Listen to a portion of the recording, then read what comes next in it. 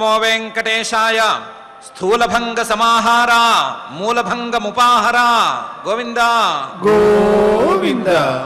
త్వమేవ కర్మాభినివిష్టరూపః బ్రహ్మాత్మనా సృష్టిమిమాం తనోషి యజ్ఞాత్మనా పాలయసీహ విశ్వం రుద్రాత్మనా చాంతరహో దధాసి అని హృదంతర నివాసి అయిన శ్రీనివాస పరమాత్మని భక్తిగా స్తుతి చేసుకుంటూ శ్రీశుకుల వారు ఉపదేశం చేసిన శ్రీమద్భాగవతం యొక్క అధ్యయన కార్యక్రమాన్ని మనం ప్రారంభించుకుందాము. ప్రారంభంలో యథాప్రకారం ప్రార్థనా శ్లోకాలను సంకల్పవాక్యాలను చదువుకుందాము. మంగళాచరణం చేసుకుందాం. ఓం నమో వెంకటేశాయ. శ్రీ గురు ప్రార్థనా.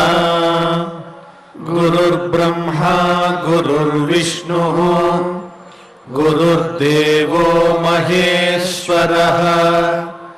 గురుః సాక్షాత్ పరం బ్రహ్మ తస్మై శ్రీ గురవే నమః. శ్రీనివాస ప్రార్థనా. మారుతీడ్యపదాబ్జాయ మారమాతృప్రియాయ చ మారుతాయ మలభ్యాయ శ్రీనివాసాయ తే నమః. అథ సంకల్పః. శ్రీమదాదివరాహ క్షేత్రే విరాజమానస్య నిత్యశుద్ధ బుద్ధ ముక్త స్వభావస్య లీలాగృహీత విగ్రహస్య శ్రీ పద్మావతీ జానేః అనుగ్రహేణ అస్మాకం సర్వేషాం బుద్ధిశుద్ధ్యర్థం విద్యాభివృద్ధ్యర్థం భక్తి జ్ఞాన వైరాగ్యాది తదనుకూల సర్వసంపత్ సమృద్ధ్యర్థం శ్రీ పరమేశ్వర ప్రీత్యర్థం శ్రీమద్భాగవత పాఠం కరిష్యామహే. అస్య శ్రీమద్భాగవత స్తోత్ర మహామంత్రస్య నారద ఋషిః బృహతి ఛందః శ్రీకృష్ణః పరమాత్మా దేవతా బ్రహ్మ బీజం భక్తిశక్తిః జ్ఞాన వైరాగ్యే కీలకం అస్మాకం శ్రీమద్భగవత్ ప్రసాద సిద్ధ్యర్థే పాఠే వినియోగః. ధ్యానం నారాయణానల నిధాన పవిత్ర గర్భం శ్రీవ్యాససూత శుక శౌనక శృంగుయుక్తం సత్కారపూర్వచిరసేవనలభ్య భావం జ్ఞానారణిం మథత భాగవతం మహాంతం. శ్రీ గురుభ్యో నమః.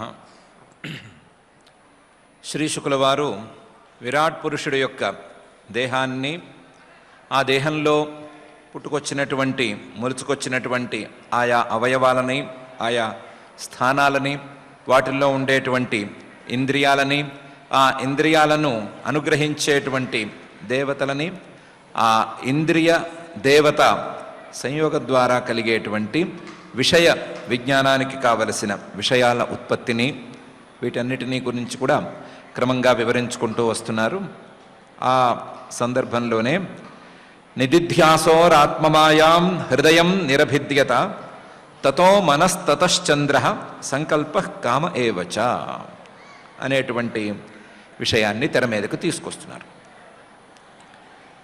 ఆయా ఇంద్రియాలతో చేయవలసినటువంటి పనిని చేయగోరినప్పుడు ఆ స్థానాలు, ఇంద్రియాలు మిగతావన్నీ పుట్టుకొచ్చినట్లుగానే నిదిధ్యాసోరాత్మమాయాం, తన యొక్క మాయను గురించే ఆలోచించదలుచుకున్నటువంటి ఆ పరమాత్మకు తన మాయ, ఆ మాయా కార్యాలు, మాయా ప్రభావాలు, మాయ పోయే విధానాలు, మాయను తొక్కిపెట్టేటువంటి విధానాలు, వీటన్నిటిని గురించి ఆలోచిద్దాము అని అనుకున్నప్పుడు నిదిధ్యాసోహో ఆత్మమాయాం హృదయం నిరభిద్యత, హృదయం అనేటువంటి స్థానం ఆ విరాట్ పురుష దేహంలో ఏర్పడింది.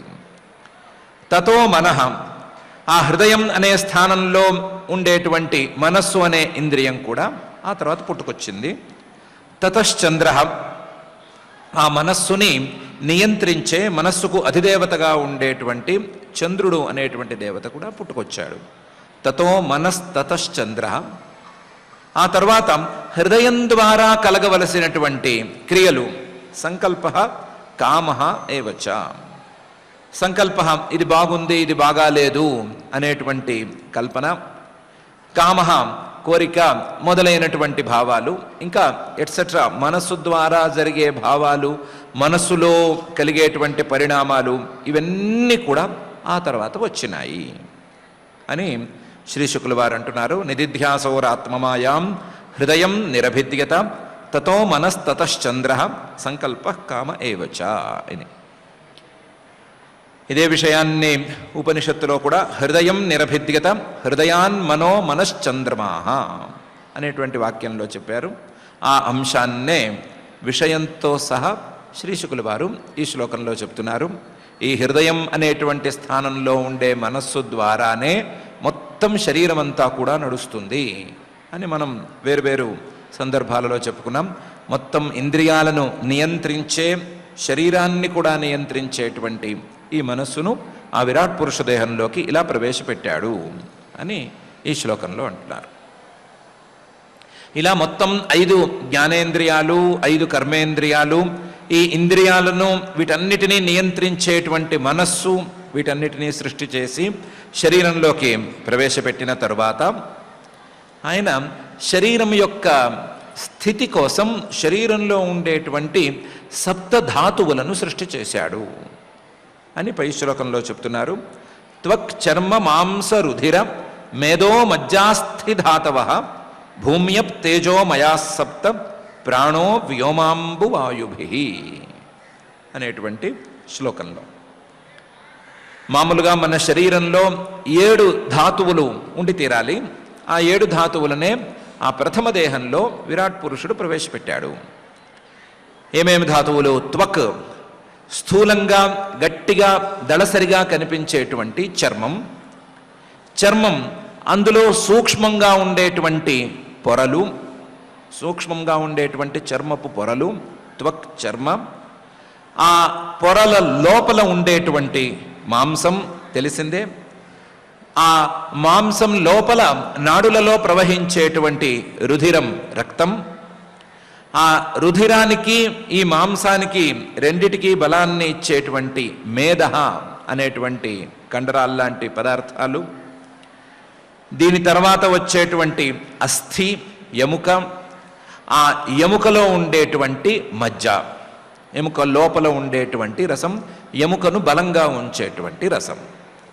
ఇవన్నీ కూడా త్వక్ చర్మ మాంస రుధిర మేధో మజ్జ అస్థి అనేటువంటి 7 ధాతువులు. ఈ 7 ధాతువులు సక్రమంగా ఉన్నప్పుడే శరీరం నిలబడుతుంది.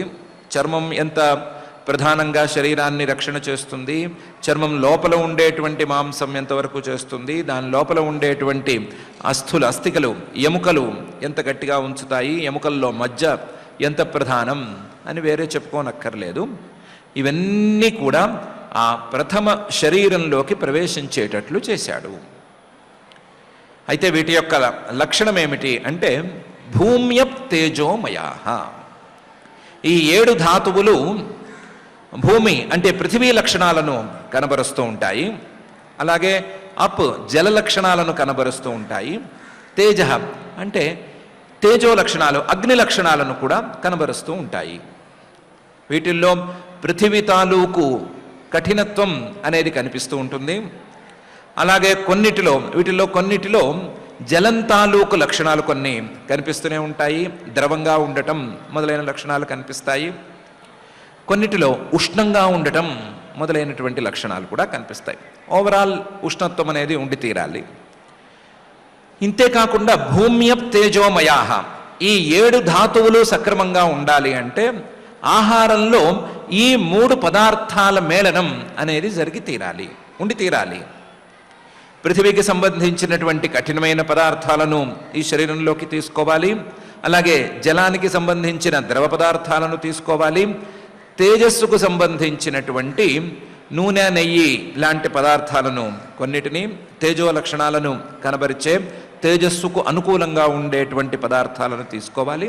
అలాగే చేయగలిగినంత, భరించగలిగినంత వేడిని తీసుకోవాలి అనేటువంటి నియమం ఉంది కదా.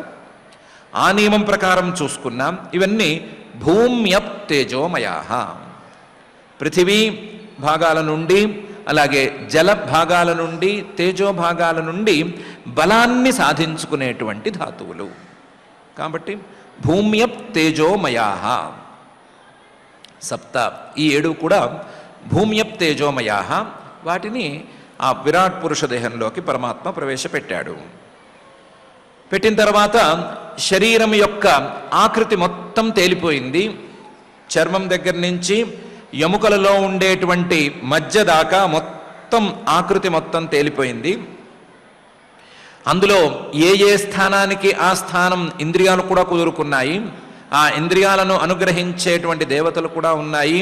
శరీరంలో ఎక్కడ ఖాళీ ఉండాలి, ఎక్కడ కఠినంగా ఉండాలి అనే సంగతులన్నీ కూడా తేలిపోయినాయి. అన్నీ తేలిన తర్వాత కూడా ఈ శరీరంలోకి ప్రవేశపెట్టవలసింది మరొకటి ఉంది అని అనుకుని ప్రాణ వ్యోమాంబు వాయుభి అని ప్రాణాన్ని సృష్టి చేసి ప్రాణాన్ని ఇందులోకి చేర్చాడు. ఈ ప్రాణం అనేది వ్యోమ అంబు వాయుభి. ఈ ప్రాణం అనేది ఆకాశం అంటే అవకాశం ఉన్నప్పుడు సరిగ్గా ఈ శరీరంలో పనిచేస్తుంది. ప్రాణం అనేది గాలి అని అనుకుంటే గాలి చేరటానికి, గాలి జొరబడటానికి ఈ శరీరంలో ఖాళీ అనేది ఉండాలి. కాబట్టి వ్యోమ. ఇంతేకాకుండా ప్రాణాన్ని సంరక్షించటానికి వీలైన నీరు కావాలి. అలాగే ఈ ప్రాణానికి అధిదేవత అయినటువంటి వాయువు, ప్రాణానికి బాహ్య రూపమైనటువంటి వాయువు కూడా ఉండాలి. ఇలా వ్యోమ అంబు వాయుభి, ఈ మూడిటి చేత ప్రాణాన్ని సృష్టి చేసి, మీడుటిని సృష్టి చేసి, మూడిటితో ప్రాణాన్ని సృష్టి చేసి ప్రాణాన్ని కూడా ఈ శరీరంలోకి ప్రవేశపెట్టాడు. ప్రాణమే లేకపోతే ఈ శరీరం అనేది శరీరం అనిపించుకోదు అనేటువంటి అభిప్రాయంతో ప్రాణాన్ని ప్రవేశపెట్టాడు అని ఈ శ్లోకంలో శ్రీ శుకుల వారు అంటున్నారు.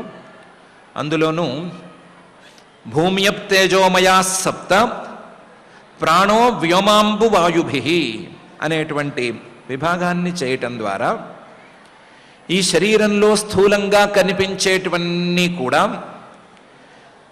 పృథివీ, జల, తేజో ధాతువుల యొక్క, తేజో ద్రవ్యాల యొక్క మిశ్రణములు. ప్రాణం మాత్రం చాలా ఆశ్చర్యకరంగా వాయు స్వరూపమైన ఆకాశాన్ని అంటే ఖాళీని కోరుకుంటుంది. ఖాళీ ఉన్న చోటే నిల్చుంటుంది. ఇది కాక ప్రాణం ఈ శరీరంలో నిలవాలి అంటే నీటి అవసరం చాలా గట్టిగా ఉంటుంది అనే విషయాన్ని చెప్పారు.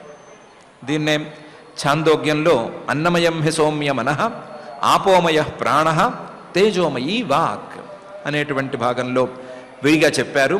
ఇది కాగా నాపిబతో విచ్ఛేత్స్యతే అని అక్కడే చెప్పారు. నీరు గనక సరిగ్గా తాగకపోయినట్లయితే ప్రాణం నిలవటం అనేది జరిగే పని కాదు. నీరు తాగితే ఛాందోగ్యోపనిషత్తు లెక్క ప్రకారం 15 రోజుల వరకు ప్రాణాలకు ఏమీ ఢోకా ఉండదు అని. ఇప్పుడైతే వారం రోజులనో ఎంతో లెక్క చెప్తున్నారు. కానీ ఒక్కరోజు కూడా నీరు గనక సరిగ్గా తాగలేకపోతే ప్రాణాలకు ఏదో చిన్నపాటి ఇబ్బంది అయితే ఉంటుంది అనే విషయాన్ని చెప్పడానికి ప్రాణో వ్యోమ అంబు వాయుభి అనేటువంటి భాగాన్ని వాడుతున్నారు. అలా వాడుతూ త్వక్చర్మ మాంస రుధిర మేధో మజ్జాస్థి ధాతవ భూమ్యప్ తేజో మయా సప్త ప్రాణో వ్యోమాంబు వాయుభి అనే శ్లోకాన్ని చెప్తున్నారు. బాగానే ఉంది. ఇలా చెప్పటం ద్వారా మొత్తం శరీరం మొత్తం ఏర్పడింది అని చెప్పినట్లయింది. శరీరంలోకి ప్రాణము ప్రవేశించింది. ప్రాణంతో పాటుగా శరీరంలోకి సహజంగా ప్రవేశించినటువంటి ఆ పరమాత్మ ఉండనే ఉన్నాడు. శరీరం సంపూర్ణంగా తయారైంది. కానీ ఇలా శరీరం తయారైంది అని చెప్పటం ద్వారా, ఇలా విరాట్ పురుషుడు యొక్క దేహం సిద్ధమైంది అని చెప్పటం ద్వారా ఏం చెప్పదలుచుకున్నారు? ఏమి ఇక్కడ ఇంత సుదీర్ఘమైనటువంటి ప్రస్తావనకు నిజమైన తాత్పర్యం అని ప్రశ్నిస్తే ఏ కళనున్నారో తెలియదు శ్రీ శుకుల వారు కొంచెం గూఢంగానే పై శ్లోకంలో సమాధానం చెప్తున్నారు. గుణాత్మకాని ఇంద్రియాణి భూతాది ప్రభవా గుణా మనస్సర్వ వికారాత్మ బుద్ధిర్విజ్ఞాన రూపిణి అని. గుణాత్మకాని ఇంద్రియాణి, ఈ శరీరంలో ఉండేటువంటి ఇంద్రియాలు, ఆయా స్థానాలలో కుదురుకున్నటువంటి ఇంద్రియాలు గుణాత్మకాని, తమకు నిర్దిష్టమైన తమకు శక్తి ఉన్న ఏదో ఒక గుణాన్ని, అది శబ్దమో స్పర్శో రూపమో రసమో గంధమో ఏదో ఒక గుణాన్ని తీసుకోవటానికి ఉద్దేశించి ఉన్నాయి. గుణాలతో మాత్రమే వాటికి సంబంధం. గుణాత్మకాని ఇంద్రియాణి, ఆయా గుణాలతో అవి మమేకమైపోతాయి. గుణాత్మకాని ఇంద్రియాణి, ఇది ఇంద్రియాల నుంచి, ఇంద్రియాల వైపు నుంచి చూసినప్పుడు తెలిసేటువంటి విషయం. ఆ గుణాలేమో భూతాది ప్రభవాహ గుణాః. భూతాది ప్రభవాహ, భూతాలు పంచమహాభూతాలు తెలుసు. ఆ పంచమహాభూతాలకు ఆదివిగా ఉండేటువంటి అహంకారము మహత్తత్వము వాటి గురించి కూడా తెలుసు. వాటి ద్వారా పుట్టుకొచ్చినవి ఈ గుణాలు, శబ్దస్పర్శ రూపరసగంధాలు ఎట్సెట్రా ఎట్సెట్రా. ఇవన్నీ కూడా ఆయా భూతాల నుంచి, భూతాలకు కారణమైనటువంటి అహంకారతత్వం నుంచి, వాటి నుంచి పుట్టుకొచ్చాయి. అవేమో అటువైపు నుంచి పుట్టుకొచ్చాయి. ఉన్న ఇంద్రియాలేమో వాటితో కలిసి ఏకమైపోతున్నాయి. గుణాత్మకాని ఇంద్రియాణి భూతాది ప్రభవా గుణాః. వీటన్నిటినీ, ఇంద్రియాలన్నిటినీ నియంత్రించేటువంటి మనః సర్వవికారాత్మ. ఏ వికారం, ఏ పరిణామం, ఏ మార్పు, ఏ క్రియ జరిగినా ఆ క్రియలోకి ఈ మనస్సు అనేది తలదూరుస్తోంది. మనః సర్వవికారాత్మ. ఈ శరీరంలో ఏ ఇంద్రియంతో ఏ పని జరగాలి అన్నా మనస్సు యొక్క తలదూర్పుడు అనేది ఉండి తీరాలి అనే పరిస్థితి ఉంది.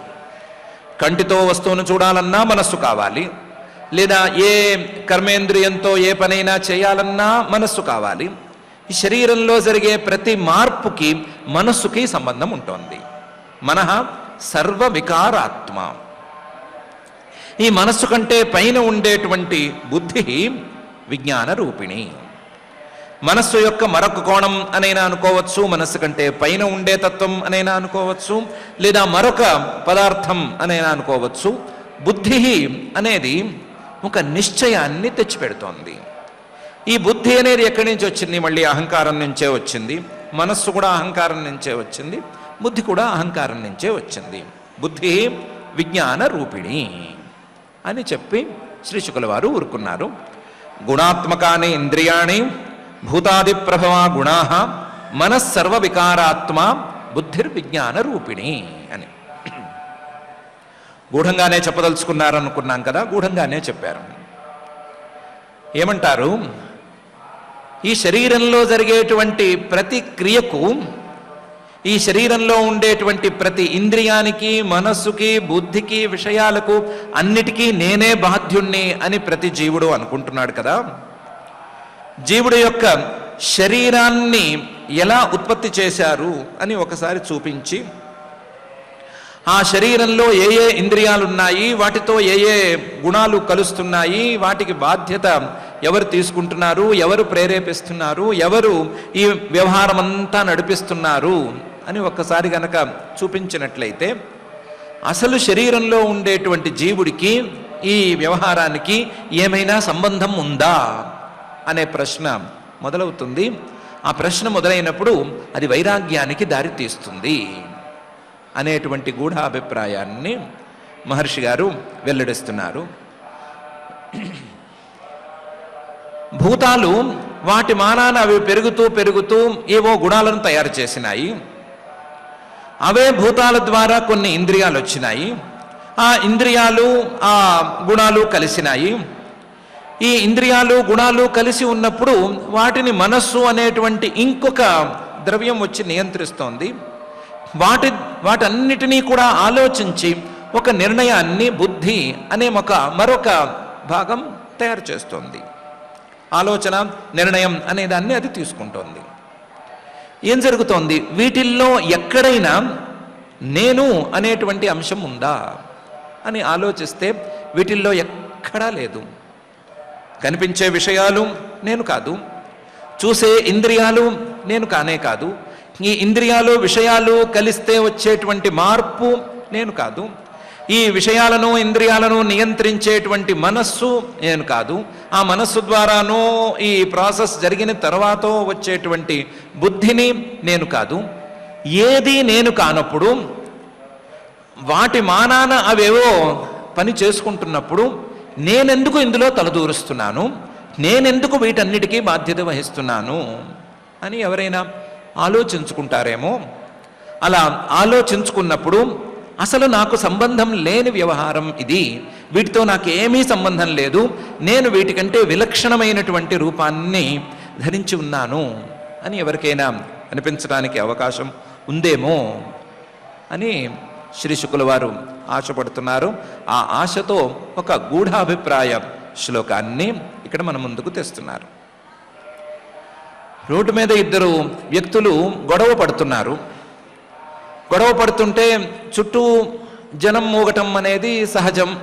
ఎందుకంటే ఏం జరిగినా చూడటానికి సిద్ధంగా ఉన్నారు. టైం చాలా విస్తారంగా ఉంది ఇలాంటి వాటికి.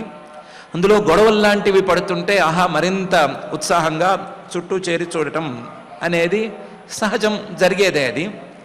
కానీ ఆ గొడవ జరుగుతుంటే అందులో మధ్యలోకి దూరి తాను కూడా దెబ్బలు తినేవాడిని ఏమని చెప్పుకోవాలి, ఏమని అనుకోవాలి?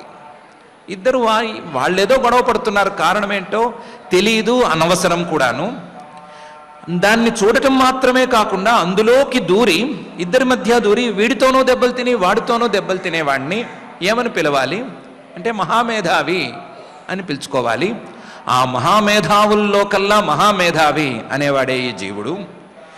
ఇంద్రియాలు విషయాలు ఏవో కొట్టుకుంటున్నాయి, మనస్సు ఇంద్రియాలు ఏవో రాసుకుంటున్నాయి, బుద్ధి మనస్సు ఏవో పూసుకుంటున్నాయి. ఇవన్నీ ఏదో గొడవ పడుతూ ఉంటే, ఒకదానికొకటి కలిసి ఏదో చేసుకుంటూ ఉంటే అందులోకి తలదూర్చి నేను కూడా ఉన్నాను, నన్ను కూడా చేర్చుకోండి, నేనే మీ క్రియలన్నిటికీ కర్తను అని అనుకుని అటు విషయాలు కొడుతూ ఉంటే, ఇటు ఇంద్రియాలు కొడుతూ ఉంటే, మనస్సు దెబ్బతీస్తూ ఉంటే అన్నిటితోనూ దెబ్బలు తినేటువంటి మహామేధావిని ఏమని మెచ్చుకోవాలి? ఈ మహామేధావికి వైరాగ్యం ఏ విధంగా తీసుకురావాలి అని శ్రీ శుకుల వారు తపన పడుతున్నారు.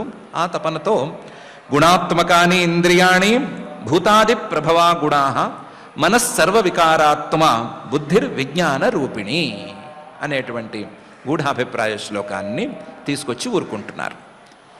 మెల్లగా చూద్దాంలే, పైపైన చూద్దాము, ఇంకా చాలా ఉంది కదా, ఎక్కడో చోట సరిగ్గా చెప్దాంలే అని ఇంతటితో వదిలేసి అసలు ప్రధాన ప్రకృతం అనేది విరాట్ పురుషుడు యొక్క స్థూల దేహం గురించి కదా, కాబట్టి ఆ స్థూల దేహం గురించి నేను చెప్తాను అని ఏతద్ భగవతో రూపం స్థూలంతే వ్యాహృతం మయా మహ్యాదిభిశ్చావరణై అష్టభిర్బహిరావృతం అనేటువంటి శ్లోకంలో ఇంతవరకు తాను చెప్పినటువంటి విరాట్ పురుషుడు యొక్క స్థూల దేహాన్ని సమాప్తి చేసేస్తున్నారు. ఏతత్ ఇంతవరకు చెప్పుకొచ్చినటువంటి భగవతో రూపం, భగవంతుడి యొక్క ఆ పరమాత్మ యొక్క స్థూల రూపం, స్థూలం తే వ్యాహృతం మయా, నేను నీకు చెప్పాను. ఈ స్థూలమైనటువంటి విరాట్ పురుషుడు యొక్క రూపం మొత్తం, ఈ సృష్టి మొత్తం ఎంత ఉందో అంత ఉంది. అనే మాట అనుకున్నాం కదా, బ్రహ్మాండోపాధికుడు ఈయన అని అనుకున్నాం కదా. దాన్ని రెండు రకాలుగా అర్థం చేసుకోవచ్చు. మొత్తం బ్రహ్మాండమే ఈయనకు శరీరం అని ఒక రకంగా అర్థం చేసుకోవచ్చు. లేదంటే బ్రహ్మాండంలో ఉండేటువంటి శరీరాలన్నీ కలిపితే ఈయనకు శరీరం, దానికి సమష్టి శరీరం అని పేరు. ఆ సమష్టి శరీరంలో ఉండేటువంటి ఒక్కొక్క శరీరం ఒక్కొక్క జీవుడి యొక్క శరీరం, దానికి వ్యష్టి శరీరం అని పేరు. తేడా ఏం లేదు. శరీరాలన్నీ కలిస్తే ఒక శరీరం అనుకుంటే అది సమష్టి శరీరం, ఒక్కొక్క శరీరాన్ని విడివిడిగా చూసుకుంటే వ్యష్టి శరీరం అని అనుకోవచ్చు. చెట్లన్నీ కలిపి చూస్తే దాని పేరు అడవి, ఒక్కొక్క చెట్టును విడివిడిగా చూసుకుంటే ఇదేదో పనస చెట్టు, ఇదేదో ఇంకో మహావృక్షం, ఇంకో చెట్టు, ఆ చెట్టు ఈ చెట్టు అనే పేరు ఉన్నట్లుగానే శరీరాలన్నిటినీ కలిపితే విరాట్ పురుష శరీరం, ఒక్కొక్క శరీరం విడివిడిగా తీసుకుంటే మనుష్య శరీరం, మృగ శరీరం, పక్షి శరీరం అనే వేరువేరు శరీరాలు వస్తాయి. స్థూలంతే, కానీ ఇది మొత్తం స్థూలమైనటువంటి శరీరం. తే వ్యాహృతం మహ్యాదిభిశ్చావరణైరష్టభిర్బహిరావృతం. ఈ స్థూల శరీరాన్ని మొత్తాన్ని గనక తీసుకుంటే, సమష్టి శరీరాన్ని తీసుకుంటే, ఈ బ్రహ్మాండం మొత్తం ఈ శరీరం ఉంది అనుకుంటే, ఈ శరీరం అయిపోయిన తర్వాత సూక్ష్మమైనటువంటి పృథివీ ఉంది, సూక్ష్మమైనటువంటి మహి అనేటువంటి భాగం ఉంది. ఆ మహిని ఒక ఆవరణం, అది ఒక వలయం అని భావిస్తే, దాని తర్వాత సెకండ్ రౌండ్ కింద జలావరణం, సూక్ష్మ జలావరణం, తర్వాత తేజ ఆవరణం, తర్వాత వాయువావరణం, తర్వాత ఆకాశావరణం, తర్వాత అహంకారావరణం, తర్వాత మహత్తత్వావరణం, దాని తర్వాత ప్రకృతి ఆవరణం అని మొత్తం 8 ఆవరణలు ఉన్నాయి.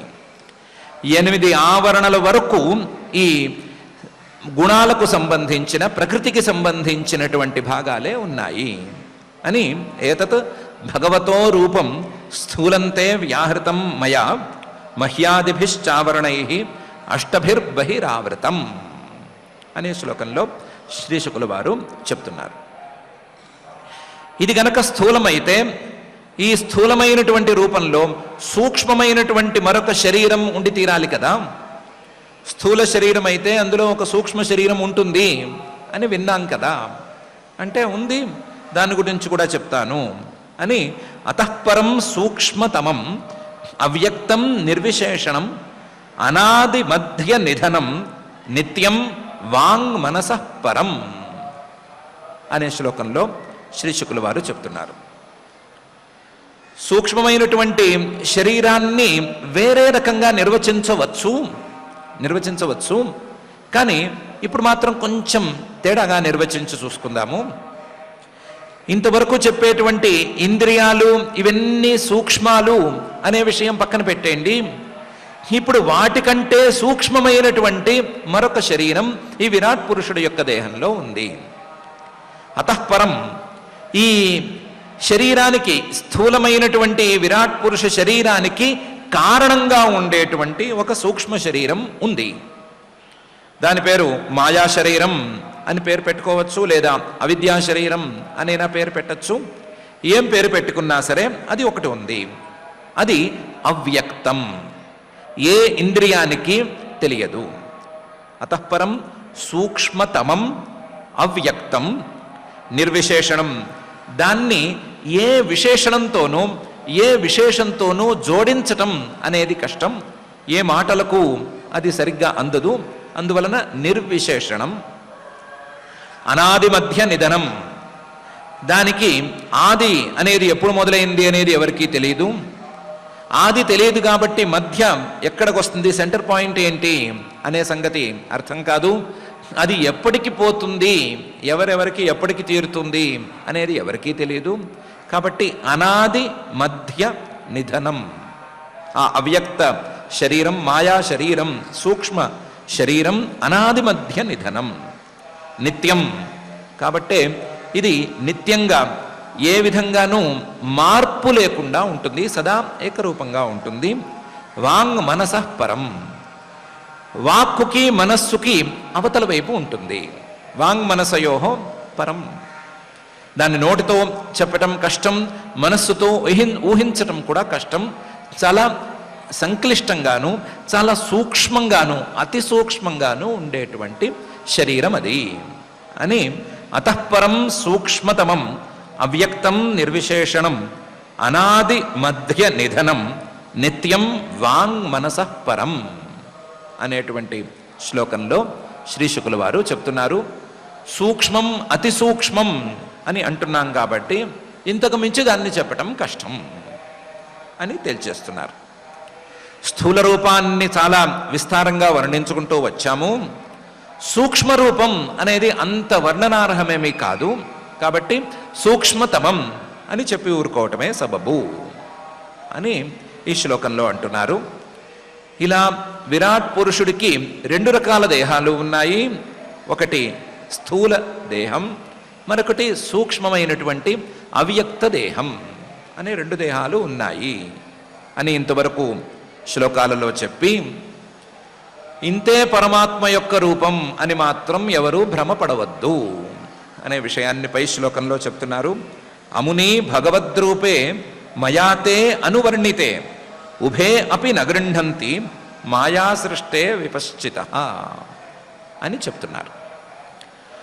అముని ఇంతవరకు చెప్పినటువంటి 2 రూపాలు అంటే స్థూల రూపం అలాగే సూక్ష్మమైనటువంటి రూపం, భగవద్రూపే భగవంతుడి యొక్క 2 రూపాలు ఇవి. విరాట్ పురుషుడు యొక్క శరీరంలో ప్రవేశించినటువంటి ఆ పరమాత్మకు సంబంధించిన 2 రూపాలు అముని భగవద్రూపే మయా తే అనువర్ణితే. నేను నీకు ఈ 2 చెప్పాను, కానీ ఈ 2 పరమాత్మ యొక్క రూపాలు అని కానీ ఈ 2 ఎంతవరకు ఉందో అంతవరకే పరమాత్మ యొక్క స్వరూపం అని కానీ మాత్రం భ్రమపడవద్దు. ఉభే అపి న గృహంతి, ఈ 2 రూపాలను పరమాత్మ యొక్క రూపాలుగా ఎవ్వరూ అంగీకరించకూడదు. ఉభే అపి న గృహంతి. ఎందుకు? మాయా సృష్టే. మాయా సృష్టే ఈ 2 రూపాలు మాయకు సంబంధించినటువంటి రూపాలు. సూక్ష్మమైన రూపం మాయా రూపమే, అది స్థూలమైన రూపం మాయా సహకారంతో పరమాత్మ సృష్టి చేసినటువంటి రూపం. కాబట్టి మాయకు సంబంధించినటువంటి రూపాలే మాయా సృష్ట రూపాలే ఈ 2 కూడాను. కాబట్టి 2 మాయా సృష్ట రూపాలు కాబట్టి మాయా సృష్టమైనటువంటి ఈ స్థూల సూక్ష్మ శరీరాలు పరమాత్మ యొక్క రూపాలు కావటానికి వీల్లేదు. అందువల్లే విపశ్చిత జ్ఞానులు ఉభే అపి న గృహంతి, 2 కూడా పరమాత్మ యొక్క రూపాలుగా స్వీకరించడం లేదు అని ఈ శ్లోకంలో శ్రీ శుకుల వారు అంటున్నారు. అముని భగవద్రూపే మయా తే అనువర్ణితే ఉభే అపి న గృహంతి మాయా సృష్టే విపశ్చిత అని. ఇంతవరకు విరాట్ పురుషుడు యొక్క స్థూల దేహాన్ని సూక్ష్మదేహాన్ని చెప్పారు. ఈ 2 దేహాలకు ఆ విరాట్ పురుషుడుకు సంబంధం లేదు, ఆయన ఈ దేహాలకు అతీతుడు అనే విషయాన్ని కూడా చెప్పారు. ఎలాగైతే జీవుడు స్థూలంగా కనిపించేటువంటి ఈ దేహ రూపంలో ఉండటానికి వీల్లేదు, సూక్ష్మంగా ఈ దేహంలో ఉండేటువంటి సూక్ష్మదేహ రూపంలో కూడా ఉండటానికి వీల్లేదు. జీవుడు స్థూలదేహము కాదు సూక్ష్మదేహము కాదు అనేది ఎలా చెప్పుకుంటూ వస్తున్నారో అలాగే విరాట్ పురుష శరీరంలో ఉండేటువంటి ఆ పరమాత్మ కూడా ఆ స్థూలదేహ స్వరూపుడు కాడు సూక్ష్మదేహ స్వరూపుడు కూడా కాడు. ఈ 2 దేహాలతో సంబంధం లేనటువంటి పరిశుద్ధమైన స్వరూపం కలిగిన వాడు అనే తాత్పర్యాన్ని శ్రీ శుకుల వారు ఇంతవరకు చెప్పారు. చెప్పి ఇక మీద ఈ సృష్టి స్థితి లయాలను, మనకు కనిపించేటువంటి సృష్టిని స్థితిని లయాన్ని ఆ పరమాత్మ ఏ ఏ రూపాలను ధరించి చేస్తున్నాడు అనే అంశాలను పై శ్లోకాలలో చెప్తున్నారు. సవాచ్యవాచకతయా భగవాన్ బ్రహ్మరూపధృత్ నామరూప క్రియాధత్తే సకర్మా కర్మక పరః అని మొదలుపెట్టి ఈ సృష్టి మొత్తం సరిగ్గా విభాగం చేయాలి అంటే 2 విభాగాల్లోకి కుదురుకుని పోతుంది. 2 విభాగాలు ఏమిటి అంటే నామ రూపం, ఒక పేరు, ఆ పేరుకు సంబంధించినటువంటి ఆకారం, పేరుకు సంబంధించినటువంటి రూపం అని తప్ప ఈ ప్రపంచాన్ని మరొక రకంగా విభజించి నిర్వచించుకోవలసినటువంటి అవసరమే లేదు. ఈ నామ రూపంలో ఉండేటువంటి నామరూపాత్మకంగా ఉండేటువంటి ఈ ప్రపంచానికి వాచ్య వాచకతయా, వాచ్యం అంటే అర్థం లేదా ఆకారం, వాచకం అంటే నామ లేదా శబ్దం, ఈ రెండు రూపాల్లో ఉండేటువంటి ఈ సృష్టిని చేయటం కోసం వాచ్య వాచకతయా భగవాన్ బ్రహ్మరూపధృత్, ఆ పరమాత్మ పూజనీయుడైనటువంటి ఆ పరమాత్మ బ్రహ్మరూపధృత్, బ్రహ్మరూపాన్ని ధరించి నామరూపక్రియా ధత్తే, నామ రూపం అనేటువంటి రెండు రకాల ప్రపంచాన్ని సృష్టి చేస్తున్నాడు.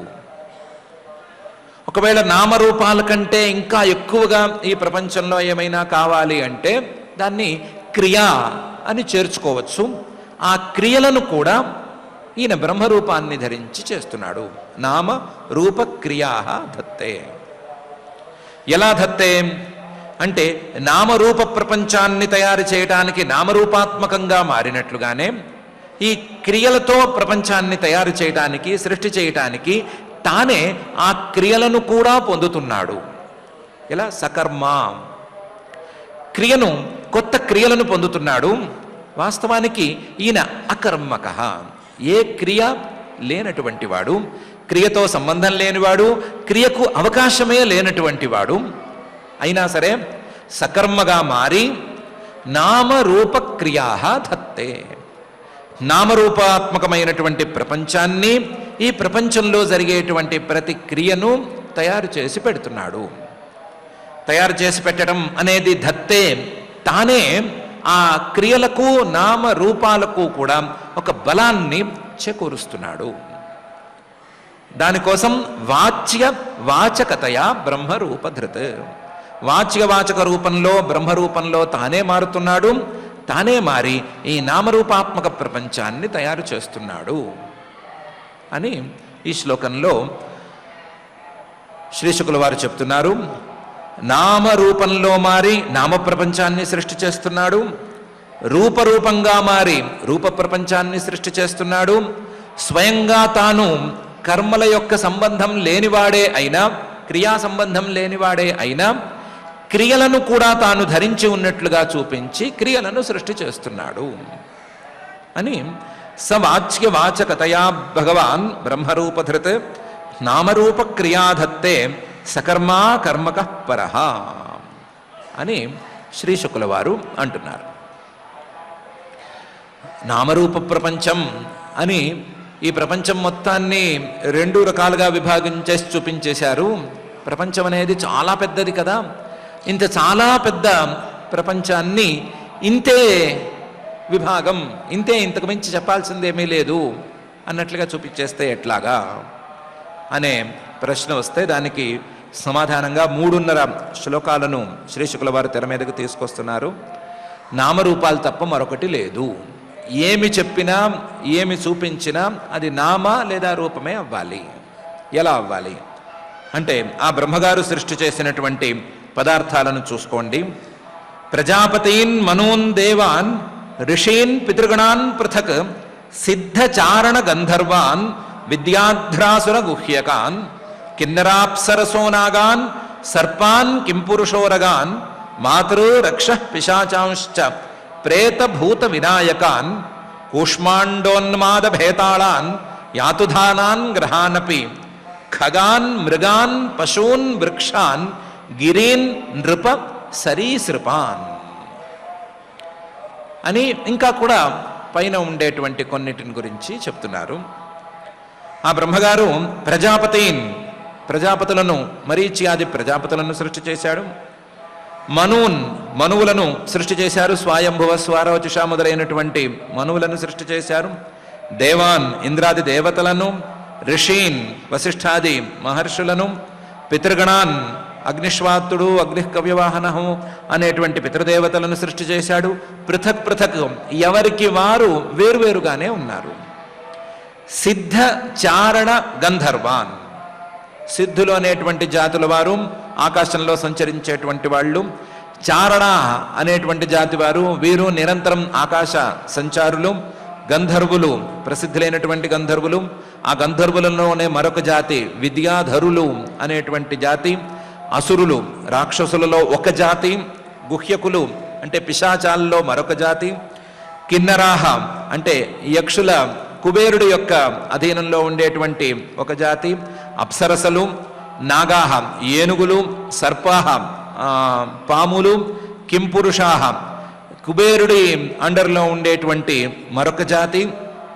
అలాగే ఉరగాహ అంటే దేకేటువంటి ప్రాణులు కొన్ని. మాతృహు సప్తమాతృకలు అని ప్రసిద్ధులైనటువంటి మాతృకలు. రక్ష రాక్షస జాతి. పిశాచాహ మనకు తెలిసి తెలియని పిశాచ జాతి. ప్రేతాహ అనేటువంటి మరొక జాతి. భూతాలు, భూతాలు పంచమహాభూతాలు కాకుండా మనం వ్యవహారం చేసుకునేటువంటి భూతాలు. అలాగే వినాయకాహ ప్రతి పనిని అడ్డుకోవాలని చూసేటువంటి దుష్టశక్తులు. అలాగే కూష్మాండాలు, అందులోనే ఉండేటువంటి మరొక భేదం. ఉన్మాదాలు, పిచ్చెత్తినట్టు ప్రవర్తించేటువంటి ఒక జాతి, మానవులు కాక. భేతాళాహ భేతాళులు అనేటువంటి ఒక జాతి. యాతుధానాహ రాక్షసులలో మరొక జాతి. గ్రహాన్ శుక్రాది గ్రహాలు. ఖగాన్ ఆకాశంలో తిరిగేటువంటి పక్షులు. మృగాన్ అడవుల్లో తిరిగేటువంటి వైల్డ్ యానిమల్స్. అలాగే పశువున్ అంటే ఇళ్లలో పెంచుకునేటువంటి ఆవు మొదలైనటువంటి పశువులు, డొమెస్టిక్ యానిమల్స్. వృక్షాన్ చెట్లు. గిరీన్ పర్వతాలను. నృప ఓ రాజా సరీసృపాన్ భూమి మీద పాకేటువంటి రోకలబండ లాంటి జంతువులు. వీటన్నిటినీ కూడా ఆయన సృష్టి చేశాడు. సృష్టి చేశాడు అని అంటే ఏం సృష్టి చేశాడు అంటే, ఏ జాతికి ఆ జాతి, ఏ శరీరానికి ఆ శరీరం ఒక పేరు పెట్టాడు. ఆ పేరుతో పాటు ఆ పేరుకు తగ్గట్లుగా మనం నిర్ణయించుకుని ఉండేటువంటి ఒక ఆకారాన్ని కల్పించాడు. పేరు, ఆకారం తప్ప అందులో మరొకటి లేనే లేదు. సరీసృపాన్ అంటే పాక్కుంటూ లేదా దేక్కుంటూ పోయే జంతువు అని అంటున్నాం కదా, దాని పేరు సరీసృప అని. అది చేసే పని పేరుకు తగ్గట్లుగా పాక్కుంటూ దేక్కుంటూ వెళుతుంది అని. ఇంతకు మించి ఏముంది? నామ రూపాత్మకంగానే ఈ ప్రతి ప్రాణి కనిపిస్తోంది అని దానికోసం 3 శ్లోకాలను చెప్పి, ప్రపంచం చాలా పెద్దదిగా ఉన్నట్లుంటుంది, విస్తృతంగా ఉన్నట్లుంటుంది, కానీ నామ రూపం తప్ప మరొకటి ఇందులో లేనే లేదు అనే విషయాన్ని చెబుతూ, ఇంకా కాదు, ద్వివిధాః చతుర్విధా ఏన్యే జలస్థల నభౌకస కుశలా కుశలా మిశ్రాః కర్మణాం గతయస్త్విమాః అని పై శ్లోకంలో ఇలా కూడా చెప్పుకోవచ్చు, ఇలా కూడా సృష్టి చేశాడు అని అంటున్నారు. ప్రపంచం చాలా పెద్దది, దానికి చాలా పేర్లు ఉండాలి, చాలా విశేషాలు ఉండాలి అన్నారు కదా. చాలా సింపుల్గా చెప్పుకోవచ్చు. ద్వివిధాః 2 రకాలుగా ఉండే ప్రపంచం. స్థావరం, జంగమం, నిలబడి ఉండేటువంటి ప్రపంచం, కదిలే ప్రపంచం, మూవింగ్, నాన్ మూవింగ్ అనేటువంటి దీంట్లో చెప్పుకోవచ్చు. ద్వివిధాః. ఇంకా పెంచుకోవాలి అంటే చతుర్విధాః, 4 రకాలుగా ఉండేటువంటి, 4 రకాలుగా పుట్టేటువంటి జీవజాలం అయినైనా చెప్పుకోవచ్చు. ఎలా? జరాయుజ, అండజ, స్వేదజ, ఉద్భిజ్జాలు అని 4 రకాలుగా ఉండేటువంటి జీవజాతులు అని చెప్పుకోవచ్చు. జరాయుజాలు అంటే మనుషులు మొదలైనటువంటి వాళ్ళు. గర్భంలో, తల్లి గర్భంలో ఉండేటువంటి ఒక పొరకి జరాయు అని పేరు. ఆ జరాయు అనేటువంటి పొర నుంచి పుట్టుకొచ్చేటువంటి మనుష్య పశ్వాది శరీరాలు. అండం తెలిసిందే.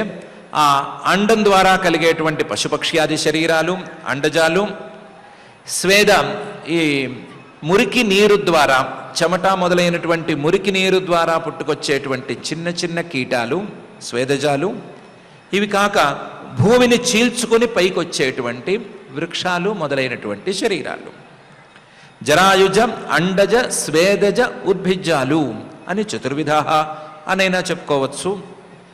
2 వద్దు, 4 వద్దు అనుకుంటే 3 అని కూడా చెప్పుకోవచ్చు. ఎలా? జలస్థల నభౌకసః, జలంలో నీటిలో నివాసం ఉండేటువంటి జంతువులు, స్థలం అంటే భూమి మీద నివాసం ఉండేటువంటి ప్రాణులు, నభస్సు ఆకాశంలో ఎగిరేటువంటి పక్షులు మొదలైనటువంటివి అని మూడైనా చెప్పుకోవచ్చు, రెండు చెప్పుకోవచ్చు, మూడైనా చెప్పుకోవచ్చు, నాలుగైనా చెప్పుకోవచ్చు.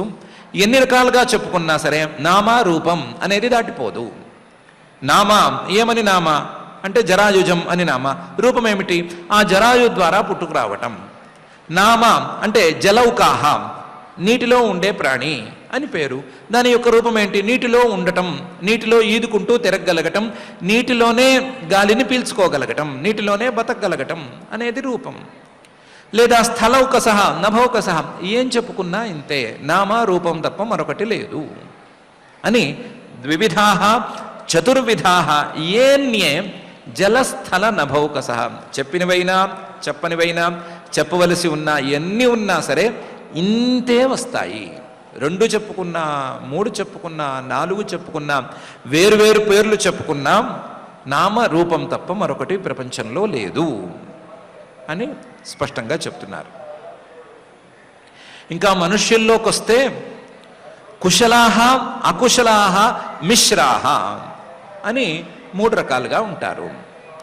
కుశలాహ అంటే కేవలం పుణ్యం మాత్రమే చేసుకునేటువంటి వాళ్ళు. అకుశలాహ అంటే కేవలం అధమ వృత్తితో ఉండేటువంటి వాళ్ళు. మిశ్రాహ అంటే కలిసిపోయి ఉండేటువంటి వాళ్ళు, ఇటు అటుగా ఉండేవాళ్ళు, 50-50గా ఉండేవాళ్ళు. రేషియో పెద్దగా అక్కర్లేదు కానీ ఇటు అటు ఉండేటువంటి వాళ్ళు మిశ్రాహ. ఈ కుశల మిశ్రాహ అని కొంచెం పై స్థాయిలో చూసుకోవచ్చు. కుశలాహ అంటే పుణ్యప్రధానంగా ఉండేటువంటి దేవతలు, అకుశలాహ కేవలం పాపమే ప్రధానంగా ఉండేటువంటి రాక్షసులు, మిశ్రాహ అంటే రెండిటి యొక్క కలబోతగా ఉండేటువంటి మానవులు మొదలైనటువంటి వాళ్ళు. కుశలాహ మహర్షులు మొదలైనటువంటి వాళ్ళు ఉత్తమ జీవన విధానం కలిగిన వాళ్ళు. అకుశలాహ అతి నీచమైన జీవన విధానం కలిగిన వాళ్ళు. మిశ్రాహ రెండిటి కలబోతగా ఉండేటువంటి వాళ్ళు అనైనా చెప్పుకోవచ్చు. ఈ కుశల మిశ్రాహ ఈ మూడు రకాల వాళ్ళను ఆ బ్రహ్మగారే వాళ్ళ సంస్కారాలకు తగినట్లుగా సృష్టి చేసుకున్నాడు అని చెప్పుకోవటం కంటే నామరూపాత్మకంగా ఈ సృష్టిని చేసుకున్నాడు అని చెప్పుకోవటం ఈ సందర్భంలో మనం చేసుకోవలసిన పని.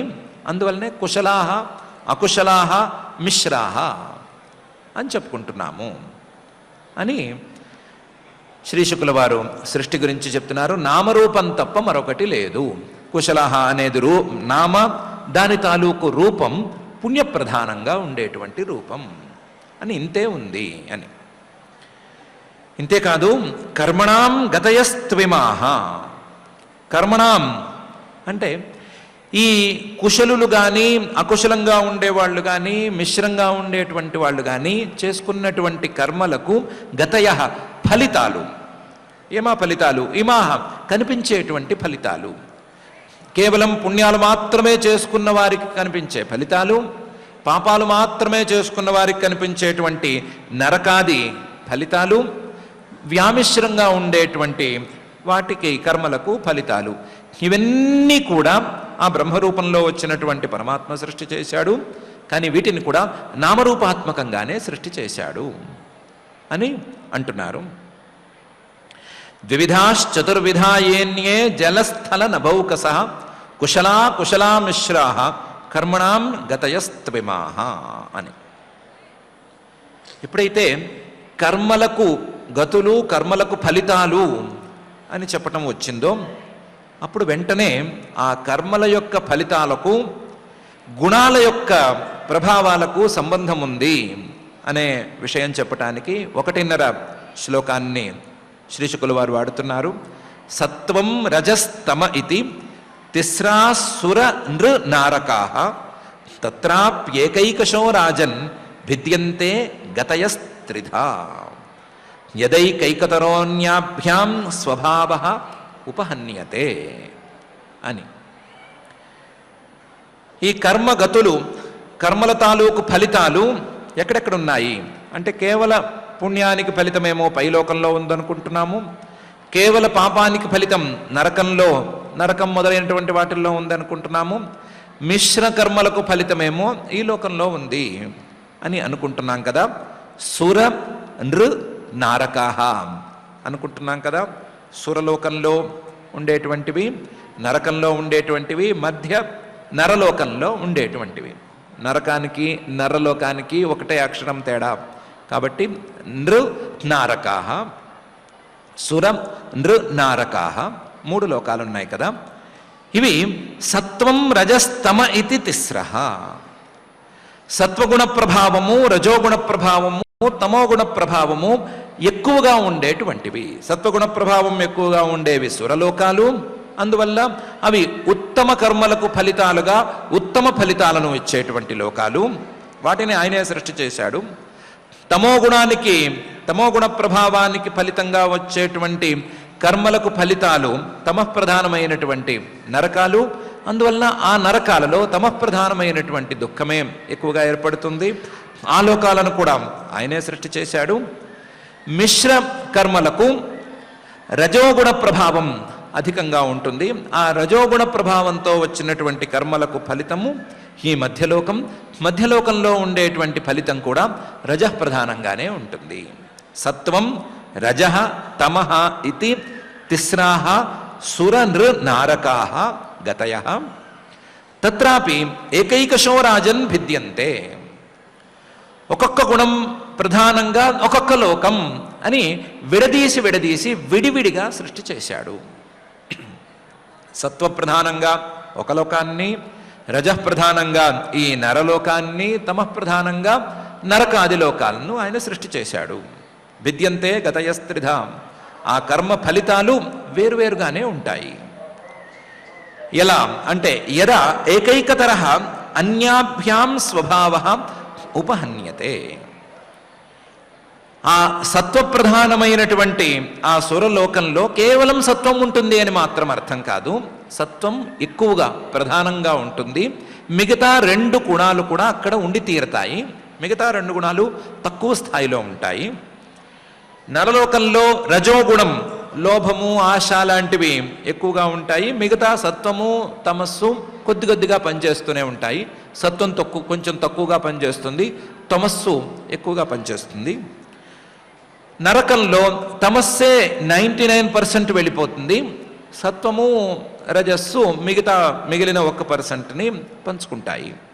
ఇలా యదా ఏకైకతరః అన్యాభ్యాం స్వభావః ఉపహన్యతే. ఒక్కొక్క స్వభావం మిగతా 2 గుణాల కంటే తగ్గిపోయి పెరిగిపోయి ఉంటుంది. ఆ ఉండటం అనేది, జరగటం అనేది ఆయా లోకాల యొక్క పరిస్థితిని, ఆ లోకాల సృష్టి వెనక ఉండేటువంటి ప్రయోజనాన్ని బట్టి ఉంటుంది అని ఈ 1.5 శ్లోకంలో శ్రీ శుకుల వారు అంటున్నారు. సత్వం రజస్తమ ఇది తిస్రస్సుర నృనారకాః తత్రాప్యేకైకశో రాజన్ భిద్యంతే గతయస్త్రిధా యదైకైకతరోన్యాభ్యాం స్వభావ ఉపహన్యతే అని. ఇలా బ్రహ్మరూపాన్ని ధరించి ఆయన కర్మలకు ఫలితాలుగా ఉండేటువంటి లోకాలను సృష్టి చేశాడు. ఆ లోకాల్లో ఫలితాలను సృష్టి చేశాడు. ఆయా లోకాల్లో అక్కడ ఉండేటువంటి జీవజాలాన్ని, జంతుజాలాన్ని కూడా సృష్టి చేశాడు. సృష్టి చేసింది మొత్తాన్ని నామ రూపాత్మకంగా ఉంచాడు అని ఈ శ్లోకాల్లో చెప్పి, స ఏవేదం జగద్ధాత భగవాన్ ధర్మరూపధృక్ పుష్ణాతి స్థాపయన్ విశ్వం తిర్యంగ్ నర సురాదిభిః అనే పై శ్లోకంలో పరమాత్మ యొక్క విశ్వపాలనా విధానాలను గురించి సంక్షిప్తంగా చెప్పారు. స ఏవేదం జగద్ధాత, ఏ పరమాత్మ అయితే ఈ జగత్తు మొత్తాన్ని సృష్టి చేశాడో, ఈ జగత్తు మొత్తాన్ని బ్రహ్మగారి రూపంలో వచ్చి సృష్టి చేశాడో, స ఏవ, ఆ పరమాత్మే జగద్ధాత, భగవాన్ ఆయనే ధర్మ రూపధృక్, ధర్మప్రధానమైనటువంటి యజ్ఞ రూపంలో శ్రీమన్ మహావిష్ణువు రూపంలో వచ్చి ఆ రూపాన్ని ధరించి పుష్ణాతి, ఈ లోకాలను మొత్తాలను కూడా పాలిస్తున్నాడు, పోషిస్తున్నాడు, లోకాలు నిలబడటానికి కావలసినటువంటి బలాలను అందిస్తున్నాడు.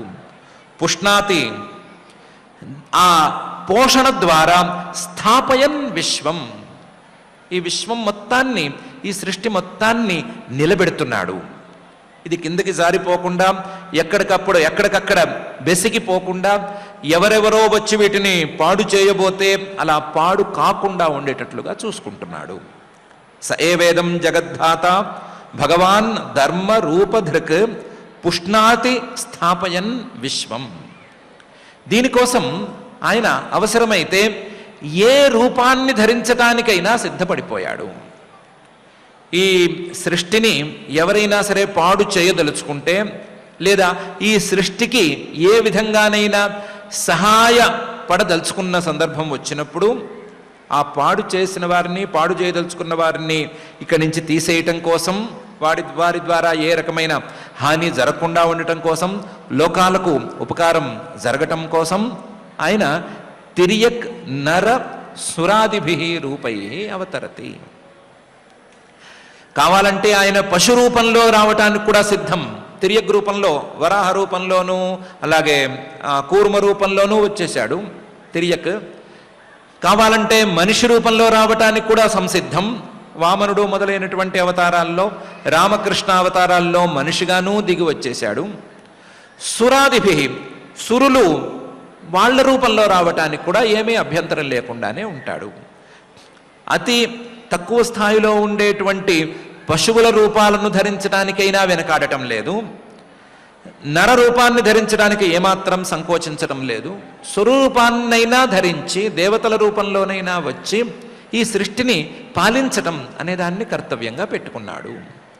స ఏవేదం జగద్ధాత భగవాన్ ధర్మ రూపధృక్ పుష్ణాతి స్థాపయన్ విశ్వం తిర్యంగ్ నర సురాదిభి అని ఈ శ్లోకంలో శ్రీశుకుల వారు పరమాత్మ యొక్క విశ్వరక్షణ విధానాలు అనే అంశం మీద ఒక సంక్షిప్తమైన పరిచయం ఇచ్చారు. ఇదే పరమాత్మ ఈ సృష్టి తాలూకు కాలం పూర్తయిపోయింది అని అనుకుంటే, తతః కాలాగ్నిరుద్రాత్మ యత్ సృష్టమిదమాత్మనః సన్నియచ్చతి కాలేన ఘనానీకమివ అనిల అని చెప్తున్నారు.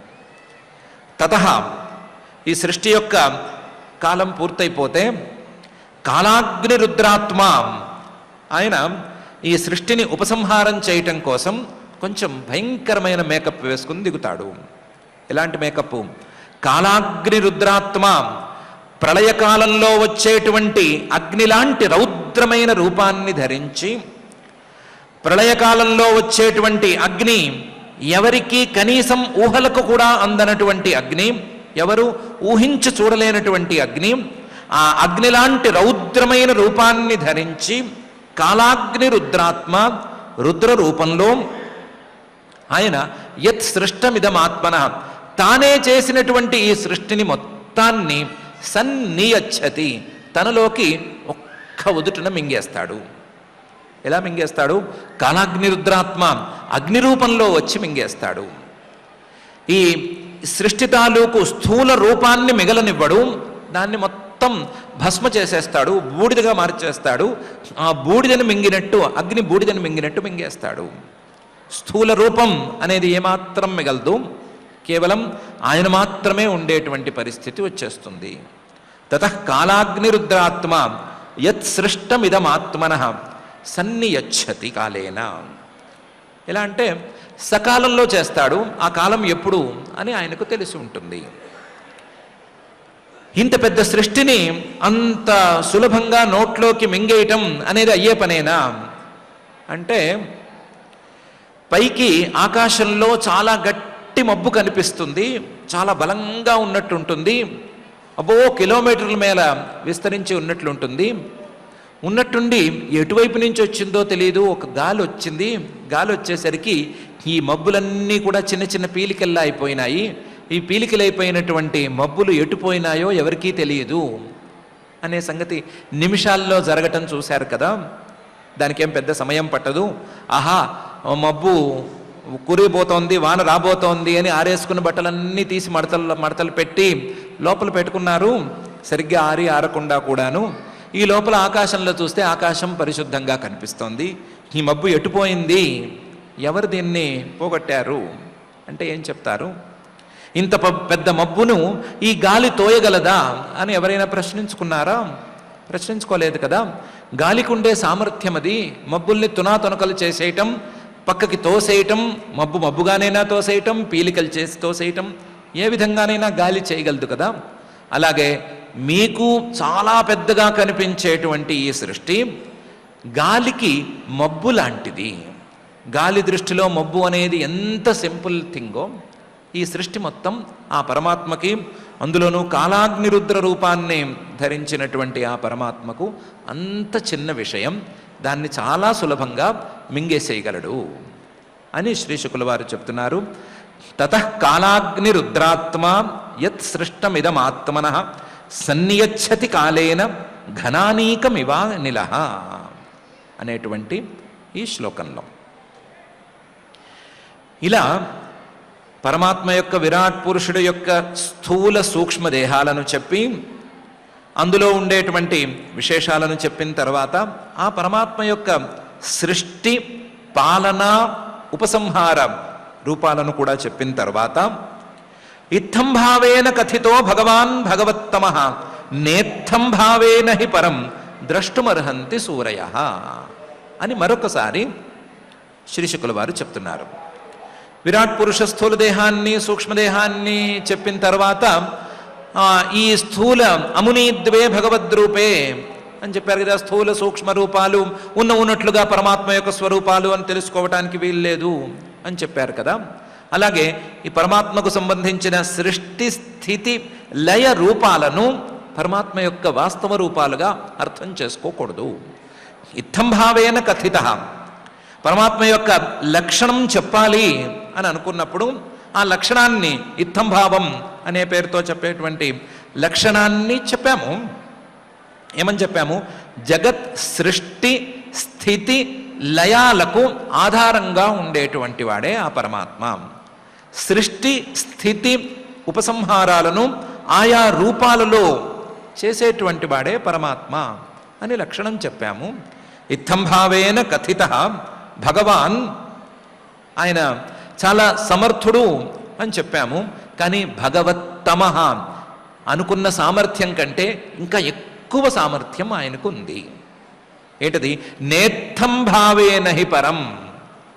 ఆయన యొక్క ఈ జగత్ సృష్టి, స్థితి, సంహార కారణత్వం అనేది అసలు లెక్కలోకే లేదు. ఇదేమీ లెక్క చేయగలిగినంత లక్షణం కానే కాదు ఆయన సామర్థ్యం అనే దాని దృష్ట్యా చూస్తే. ఆయన భగవత్తమః, ఇంతకు మించి పైనవాడు. పరం, ఆయన వీటన్నిటికంటే చాలా పై స్థాయి వాడు కాబట్టే ఇత్థం భావేన, ఈ లక్షణంతో ఆయన్ని చూడకూడదు. ఈ జగత్తు అనేటువంటి నల్ల కళ్ళద్దాల్లోంచి ఆ పరమాత్మను చూడకూడదు. నేత్థం భావేన హి పరం ద్రష్టుమర్హంతి సూరయః. సూరయః కాస్త వివేచన ఉన్నవారు, విజ్ఞానం ఉన్నవారు, ఆలోచన ఉన్నవారు ఎవరైనా సరే ఆయన్ను కేవలం ఈ దృష్టితో చూడకూడదు. జగజ్జన్మాది కారణత్వం అనేటువంటి దృష్టితో పరమాత్మను చూసుకోకూడదు. ఆయన ఈ సృష్టి, స్థితి, లయాలకు పై స్థాయి వాడు అనే తెలుసుకోవాలి అని ఈ శ్లోకంలో ఇత్థం భావేన కథితో భగవాన్ భగవత్తమః నేత్థం భావేన హి పరం ద్రష్టుమర్హంతి సూరయః అని శ్రీ శుకుల వారు అంటున్నారు. పరమాత్మ యొక్క పరిచయం కోసం విరాట్ పురుషదేహాన్ని వర్ణిస్తాము. ఆ విరాట్ పురుషదేహంలో ఉండేటువంటి సూక్ష్మ శరీరాన్ని విడిగా చూపిస్తాము. లేదా బ్రహ్మ, విష్ణు, రుద్ర రూపాలను ధరించాడు, ఈ విశ్వ సృష్టి, స్థితి, లయాలను చేస్తున్నాడు అని చెప్తాము. ఇవన్నీ కూడా పరమాత్మ తాలూకు అసలు లక్షణాలు కానే కావు. ఎందుకంటే ఇవన్నీ మాయ యొక్క ప్రభావాలు. మాయ యొక్క ప్రభావాలను అడ్డం పెట్టుకుని ఆ మాయలను దాటిన, మాయలకు ఆవల ఉండేటువంటి తత్వాన్ని తెలుసుకోవాలి.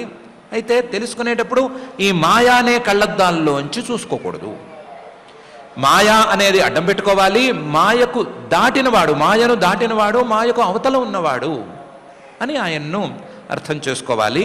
ఆ అర్థం చేసుకోవటానికి వీలుగా మాయ ఏంటి, దాని ప్రభావం ఏంటి, దాని సృష్టి ఏంటి, దాని యొక్క పరిస్థితి ఏంటి అనే విషయాలన్నిటినీ చెప్తున్నాము అనేటువంటి భావాన్ని శ్రీ శుకుల వారు స్పష్టంగానే చూపించారు. మనం కూడా యథాశక్తిగా అర్థమైన విషయాలను అలా ఉంచుకొని అర్థం కాని విషయాలను పక్కకు తోసేసి మొత్తం మీద ఈ సృష్టి మొత్తం మాయకు సంబంధించిన వ్యవహారం, మనం ఆ మాయ ఈశుడైనటువంటి ఆ పరమాత్మను తెలుసుకోదలుచుకున్నాము. తెలుసుకోవటం అనేది మాయను దాటి మాయకు అవతల వైపు ఉండేటువంటి తత్వంగా పరమాత్మను తెలుసుకునేటువంటి ప్రయత్నం చేసుకోవాలి అని దీని ద్వారా నిర్ణయించుకుందాము. ఆ నిర్ణయాన్ని సఫలం చేయవలసిందిగా, కార్యోన్ముఖంగా మార్చవలసిందిగా నిరంతర హృదంతర నివాసి అయిన శ్రీనివాస పరమాత్ముని భక్తిగా వేడుకుందాము. ఆ వేడుకోలతో పారాయణ కార్యక్రమాన్ని ప్రారంభించుకుందాం. ఈరోజు ద్వితీయ స్కంధం 10వ అధ్యాయంలో 13వ శ్లోకం నుంచి మనం పారాయణ చేసుకుంటూ ఉన్నాము. అథ శ్రీమద్భాగవతే పారమహంస్యాం సంహితాయాం ద్వితీయ స్కంధే దశమాధ్యాయే శ్లోకాః ఏకో నానాత్వమన్విచ్చన్ యోగతల్పాత్ సముత్థితః వీర్యం హిరణ్మయం దేవో మాయయా వ్యసృజత్రిధా అధిదైవమథాధ్యాత్మం అధిభూతమితి ప్రభుః యథైకం పౌరుషం వీర్యం త్రిధా భిద్యత తచ్ఛృణు అంతఃశరీర ఆకాశాత్ పురుషస్య విచేష్టతః ఓజస్సహో బలం జజ్ఞే తతః ప్రాణో మహానసుః అనుప్రాణంతి యం ప్రాణాః ప్రాణంతం సర్వజంతుషు అపానంతమపానంతి నరదేవమివానుగాః ప్రాణేన క్షిపతా క్షుత్రుట్ అంతరాజాయతే ప్రభోః పిపాసతో జక్షతశ్చ ప్రాంగముఖం నిరభిద్యత ముఖతస్తాలు నిర్భిన్నం జిహ్వా తత్రోపజాయతే తతో నానారసో జజ్ఞే జిహ్వయా యోధిగమ్యతే వివక్షోర్ముఖతో భూమ్నో వహ్నిర్వాగ్వ్యాహృతంతయోః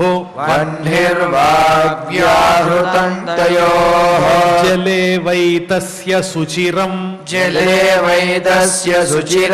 నిరోధః సమజాయత నాసికే నిరభిద్యేతాం దోధూయతి నభస్వతి తత్ర వాయుర్గంధవహో ఘ్రాణో నసి జిఘృక్షతః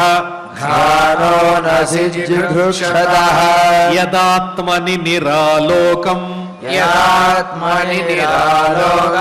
ఆత్మానం చ దిదృక్షతః आत्मानं जिघृक्षतः निर्भिन्ने अक्षिणीतस्य निर्भिन्ने अक्षिणीतस्य ज्योतिश्चक्षुर्गुणग्रहः ज्योतिश्चक्षुर्गुणग्रहः बोध्यमानस्य ऋषिभिः बोध्यमानस्य ऋषिभिः आत्मनस्तज्जिघृक्षतः आत्मस्तज्जिघृक्षतः कर्णौ च निरभिद्येताम् कर्णौ च निरभिद्येताम् दिशश्रोत्रम् गुणग्रहः दिशश्रोत्रम् गुणग्रहः वस्तुनो मृदुकाठिन्य वस्तुनो मृदुकाठिन्य लघुगुर्वोष्णशीतताम् लघुगुर्वोष्ठशीतता वस्तुनो मृदुकाठिन्य लघुगुर्वोष्णशीतताम् वस्तुनो मृदुकाठिन्य लघुगुर्वोष्णशीतता जिघृक्षतस्त्वं निर्भिन्ना जिघृक्षतस्त्वन्निर्भिन्ना तस्यां रोममहीरुहाः तस्याम् रोममहीरुहाः तत्र चान्तर्बहिर्वातः तत्र चान्तर्बहिर्वाहः त्वचा लब्धगुणो वृतः त्वचा लब्धगुणो वृतः हस्तौ रुरुहतुस्तस्य हस्तौ रुरुहतस्तस्य नानाकर्मचिकीर्षया नानाकर्मचिकीर्षया तयोस्तु बलमिन्द्रश्च तयोस्तु बलमिन्द्रस्य आदानमुभयाश्रयम् आदानमुभयाश्रयम् गतिं जिगीषतः पादौ गतिम् जिगीषतः पादौ रुरुहातेऽभिकामिकाम् रुरुहातेऽभिकामिका पद्भ्यां यज्ञस्वयं हव्यम् पद्भ्याम् यज्ञः स्वयं हव्यम् कर्मभिः क्रियते नृभिः कर्मभिः क्रियते नृभिः निरभिद्यत शिश्नो वै निरभिद्यत शिष्णो वै प्रजानन्दामृतार्थिनः प्रजानन्दामृतार्थिनः उपस्थ आसीत् कामानाम् उपस्थ आसीत् कामानाम् प्रियं तदुभयाश्रयम् प्रियम् तदुभयाश्रयम् उत्सिसृक्षोर्धातुमलम् उत्सिसृक्षोर्धातुमलम् निरभिद्यत वैगुदम् निरभिद्यत वैगुदम् ततः पायुस्ततो मित्रः ततः पायुस्ततो मित्रः उत्सर्ग उभयाश्रयः उत्सर्ग उभयाश्रयः आसिसृप्सोः पुरः पुर्याः आसिसुप्सोः पुरः पुर्याः नाभिद्वारमपानतः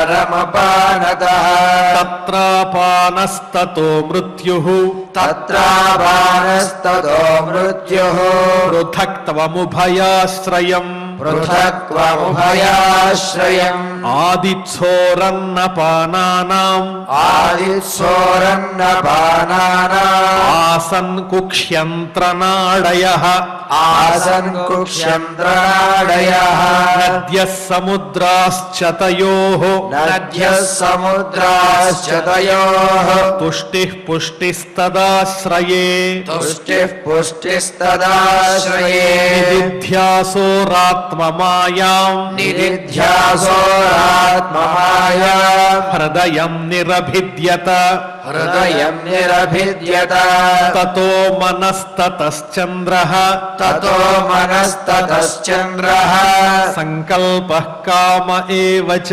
सङ्कल्पः काम एव च त्वच्चर्म मांसरुधिर त्वच्चर्ममांसरुधिर मेदो मज्जास्थिधातवः मेदो मज्जास्थिधातवः त्वच्चर्म मांसरुधिर मेदो मज्जास्थिधातवः त्वच्चर्ममांसरुधिर मेदो मज्जास्थिधातवः भूम्यप्तेजो मया सप्त भूम्यप्तेजोमयाः सप्त प्राणो व्योमाम्बुवायुभिः प्राणो व्योमान्मुवायुभिः गुणात्मकानीन्द्रियाणि गुणात्मकानीन्द्रियाणि भूतादिप्रभवा गुणाः भूतादिप्रभवा गुणाः मनः सर्वविकारात्मा मनः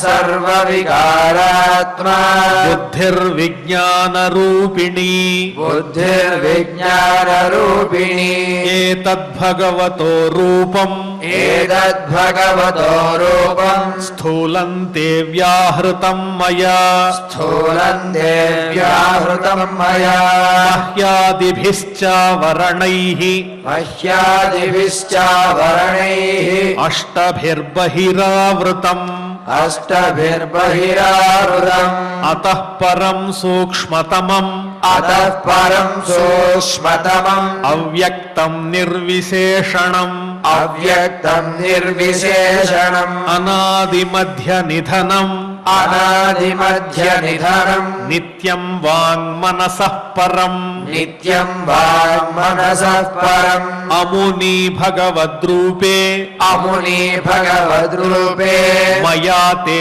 अनुवर्णिते मया ते अनुवर्णिते उभे अपि न गृह्णन्ति उभे अपि न गृह्णन्ति माया सृष्टे विपश्चितः माया सृष्टे विपश्चितः सवाच्यवाचकतया सवाच्यवाचकतया भगवान् ब्रह्मरूपधृत् भगवान् ब्रह्मरूपधृत् नामरूपक्रिया धत्ते नामरूपक्रिया धत्ते सकर्मा कर्मकः परः सकर्मा कर्मकः परः प्रजापतीन् मनोन् देवान् प्रजापतीन् मनो देवान् ऋषीन् पितृगणान् पृथक् ऋषीन् पितृगणान् पृथक् सिद्धचारणगन्धर्वान् सिद्धचारणगन्धर्वान् विद्याध्रासुरगुह्यकान् विद्याध्रासुरगुह्यकान् किन्नराप्सरसो नागान् किन्नराप्सरसो नागान् सर्पान् किं पुरुषोरगान् सर्पान् किं पुरुषोरगान् मातृरक्षः पिशाचांश्च मातृरक्षः पिशाचांश्च प्रेतभूतविनायकान् प्रेतभूतविनायकान् कूष्माण्डोन्मादभेताळान् कूष्माण्डोन्मादभेतालान् यातु धानान् ग्रहानपि यातु धानान् ग्रहानपि खगान् मृगान् पशून् वृक्षान् खगान् मृगान् पशून् वृक्षान् गिरीन् नृपसरीसृपान् गिरीनृपसरीसृपान् द्विविधाश्चतुर्विधा येन्ये द्विविधाश्चतुर्विधा येन्ये जलस्थलनभौकसः जलस्थलनभौकसः कुशला कुशला मिश्राः कुशला कुशला मिश्राः कर्मणां गतयस्त्विमाः कर्मणाम् गतयस्त्विमाः सत्त्वं रजस्तम इति सत्त्वम् रजस्तम इति तिस्रः सुरनृनारकाः तिस्रः सुरनारकाः तत्राप्येकैकशो राजन् तत्राप्येकैकशो राजन् भिद्यन्ते गतयस्त्रिधा भिद्यन्ते गतयस्त्रिधा यदैकैकतरोऽन्याभ्याम् यदैकैकतरोऽन्याभ्याम् स्वभाव उपहन्यते स्वभाव उपहन्यते स एवेदं जगद्धाता स एवेदम् जगद्धाता भगवान् धर्मरूपधृक् भगवान् धर्मरूपधृक् पुष्णाति स्थापयन् विश्वम् पुष्णादिस्थापयन् विश्वम् तिर्यङ् नरसुरादिभिः तिर्यङ् नरसुरादिभिः ततः कालाग्निरुद्रात्मा ततः कालाग्निरुद्रात्मा यत्सृष्टमिदमात्मनः यत्सृष्टमिदमात्मनः సన్నియచ్చతి కాలేన సన్నియచ్చతి కాలేన ఘనానీకమివానిలః ఘనానీకమివానిలః ఇత్థం భావేన కథితో ఇత్థం భావేన కథితో భగవాన్ భగవత్తమః భగవాన్ భగవత్తమః నేత్థం భావేన హి పరం నేత్థం భావేన హి పరం ద్రష్టుమర్హంతి సూరయః ద్రష్టుమర్హంతి సూరయః ఇతి శ్రీమద్భాగవతే ఇతి శ్రీమద్భాగవతే పారమహంస్యాం సంహితాయాం పారమహంస్యాం సంహితాయాం ద్వితీయ స్కంధే ద్వితీయ స్కంధే దశమాధ్యాయే శ్లోకాః దశమాధ్యాయే శ్లోకాః. ఓం నమో వెంకటేశాయ.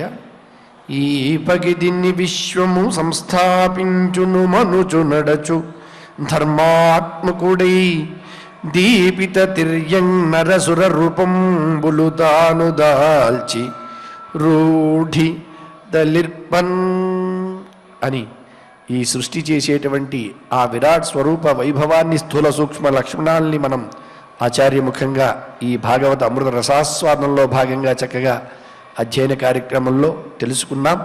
నిరంతరము ఇటువంటి అద్భుత అవకాశాన్ని కల్పించమని ఆ దేవదేవుని వేడుకుంటూ శ్రద్ధగా యథాప్రకారంగా క్షమాప్రార్థన దగ్గర నుంచి మంగళాంతం వరకు పలికి నేటి అధ్యయన కార్యక్రమానికి మంగళ పరిసమాప్తిని పలుకుదాం.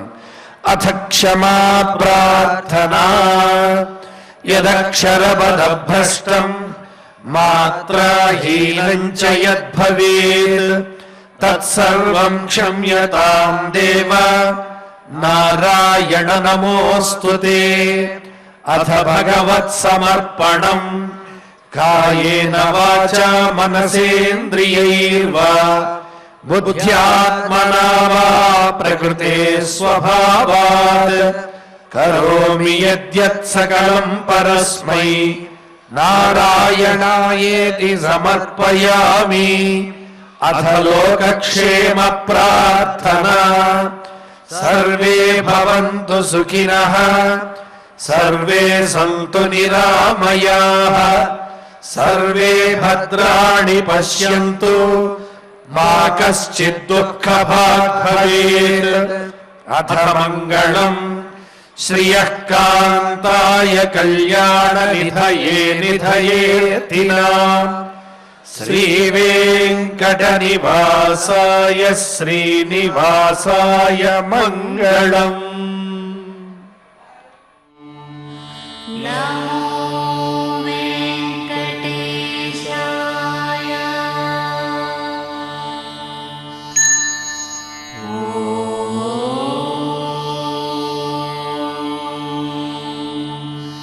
నమో వెంకటేశాయ.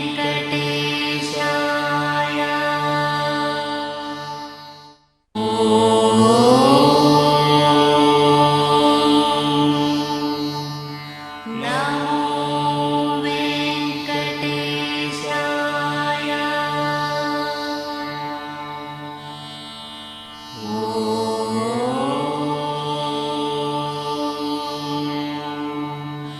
నమో